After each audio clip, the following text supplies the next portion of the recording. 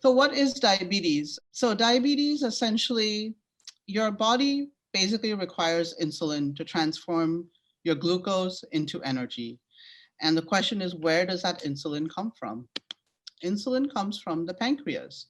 And this is an organ that's sitting right here in the middle of your stomach, the pancreas, which has something called beta cells that secrete insulin. So when we get diagnosed, we lost 50% of the beta cells already. So when the beta cells start beginning to fail, the insulin resistance starts beginning to rise, and that starts plateauing out. And you'll start noticing that patients' insulin is not being able to be secreted enough to overcome the rise in the blood glucose that continues to take place. And that's when people start noticing that they have high sugars when they check on their monitors, and that is diabetes. So what happens when you have diabetes for a long period of time? So essentially, obesity and insulin resistance are your biggest problem factors for developing diabetes.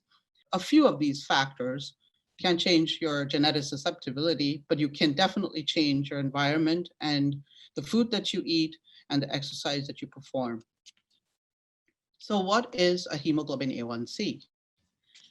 A hemoglobin A1C tells you what your sugars run like. So where you want it to be is less than 6.5 to say you don't have diabetes, but you want it to be less than 5.7 to not even have pre-diabetes. I'm sorry, it's not mentioned on the slide. And as we go into the higher range, it just gets higher and higher, corresponding to extremely high blood sugars. So it's very, very important in diabetes to take care of the ABCs. But the A is essentially your A1C. You want your blood pressure to be less than 140/90.